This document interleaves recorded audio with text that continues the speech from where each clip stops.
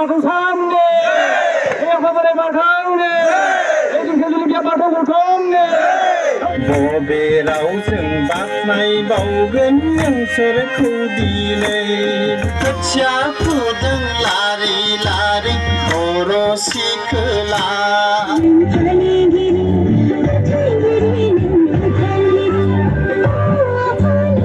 गिबियावनो बाथौ info channel नायगिरि साफ्रोमनिसिमबो गोजोन बेलासिनि गाहाम हामलायथि बावहरनाय जाबाय। दिनै जोंहा नैथि मंगलबार मागो दाननि बे बाथौ सानखौ जोङो दिनै दिकियाजुलि दुलाराय बाथौ गौथुम दिकियाजुलि बिया बाथौ गौथुमा बे सोदोमजुलि गामियावहाय जोङो बे गोथार बाथौ सानखौ बेवहाय जोङो गाजा गोमजायै बरायदों फालिदों। बिदिब्ला भिडिअखौ गोबाव खालामालासिनो जागायनोसै आरो जाय बिथांमोना चेनेलाव गोदान अननानै चेनेलखौ साबस्क्राइब खालामनानै बेलाइखौ अल थुना लादों। बिदिब्ला भिडिअखौ जागायनोसै होनलांबाय था। गोथार बाथौ साननो आफा बोराइ बाथौनो ओइदिनखालि बिया बाथौ गौथुमनो दाउखायालाय फुराखै दाउब'आलाय सोमाखै बर'नि गुदि धोरोमखौ जोंबो बावाखै बर'नि गुदि धोरोमखौ जोंबो बावाखै आफा बोराइ बाथौनो आफा बोराइ बाथौनो आफा बोराइ बाथौनो जय गोथार बाथौ साननो जय गोथार बाथौ साननो जय दिंखियाजुलि बिया बाथौ गौथुमनो जय दुलाराय बाथौ गौथुमनो गोजोन्थों बयखौबो गोजोनै जिरायनो खावलायबाय। थ' बे समाव दायो जोंहा आलासि सिनायथि होनाय हाबाफारि सफैबाय। दायो जोंहा आलासि सिनायथि होसिगोन। सोर सोर आलासि फैदों जोंनियाव दिनै बेयावहाय बाथौ सानाव सोर सोर बाहागो लाफैदों नायलांदो। सनितपुर जिल्ला दुलाराय बाथौ गौथुम माइनाव आफादनि गाहाय आफादगिरि दुलाराय बाथौ गौथुम माइनाव आफादनि गोदानै दाजानाय गाहाय नेहाथारि मानाव गेदेर मुस्रिमा सांग्रिलि बर' गौथुमारि मुं सान गोरलै बर' गेदेमा बिथाङा जोंनि गेजेराव बे समाव सफैनानै दङ। बिथांखौ गावनि सिनायथिखौ लानो थाखाय खावलायबाय। लोगोसे जों दिंखियाजुलि बिया बाथौ गौथुमनिफ्राय बिथांखौ गांसे आर'नाइजों बरायना लानो थाखाय गुरै खावलायबाय। साबायखर थाबाय दुलाराय बाथौ गौथुमनि लाइमोन आफादनि बोसोनगिरि बेन्थन नार्जारि साबायखर थाबाय सिनायथि लानायनि थाखाय। बेनि उनाव आङो सिनायथि होनो आवगायबावदों सनितपुर जिल्ला बर' थुनलाइ आफादनि आथिखाल समनि गाहाय नेहाथारि मानाव गेदेर मुस्रि गेवलां कमल कुमार मोसाहारि गेदेमा सारखौबो गावनि सिनायथिखौ लानो थाखाय गुरै खावलायबाय। लोगोसे गांसे आर'नाइजों गेदेमा सारखौ बरायनो थाखाय खावलायबाय। साबायखर थाबाय साहा मण्डल एबा नर्थ मण्डल बिजेपिनि आफादगिरि सोमदोन खुंगुर बड'सा बिथांखौबो गावनि सिनायथिखौ लाग्रोनो थाखाय खावलायबाय। लोगोसे गांसे आर'नाइजों बरायना लानो थाखाय गुरै खावलायबाय। साबायखर थाबाय ढेकियाजुलि दख'रा दुलाराय बर' फरायसा आफादनि लोगो आफादगिरि इलाम बसुमतारि फंबायखौ गावनि सिनायथिखौ लानो थाखाय खावलायबाय। लोगोसे गांसे आर'नाइजों बरायनो थाखाय गुरै खावलायबाय। बाटासिपुर इउएन एकाडेमिनि गोरायुं मानाव गेदेर जिरिन स्वर्गियारि गेदेमा बिथांखौ गावनि सिनायथिखौ लानो थाखाय खावलायबाय। लोगोसे गांसे आर'नाइजों जायखौ बरायनो थाखाय गुरै खावलायबाय। साबायखर थाबाय आलासिफोरा माने जोंहा गोबां दङ बेनिखायनो आङो गासिखौबो होनाय जादिया। मानो होनोब्ला गासिखौबो होजोबनांगौआ भिडिअआ जोबोद गोलाव जागोन। बेनिखायनो आङो बेवहाय गासिखौबो होनाय जादिया।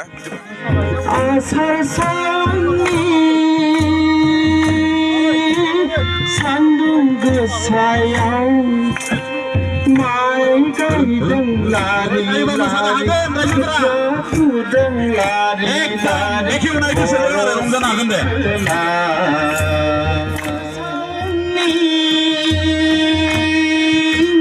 सान्दुं गोसायाव माइ गायदों लारि लारि खोथिया फुदों लारि लारि बर' सिखोला सान्दुं गोसायाव माइ गायदों लारि लारि खोथिया फुदों लारि लारि बर' सिखोला हारिमुखौ लाखिनाया नोंसोरनो आगोमा बर' सिखोला। दिनैनि गोथार नैथि मंगलबार बाथौ सान फालिनायाव माइनाव आफादनि मोनसे समायना रमायना मोसानाय।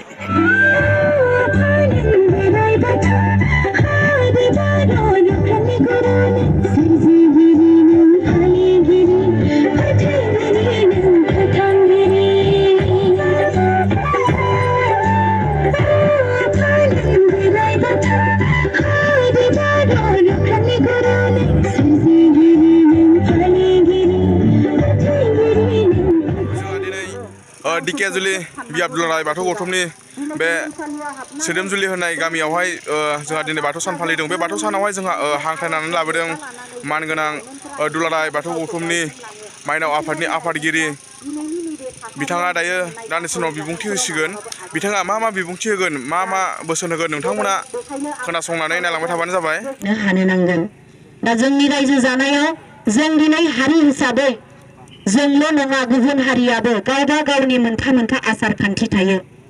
जाय आसार खान्थिफोरनि दारा, जाय धोरोमनि दारा बे बुहुमाव, जाय हारिमुनि दारा आरो जाय थुनलाइनि दारा बे बुहुमाव गावसोरखौ हारि हिसाबै सिनायथि होनो हायो।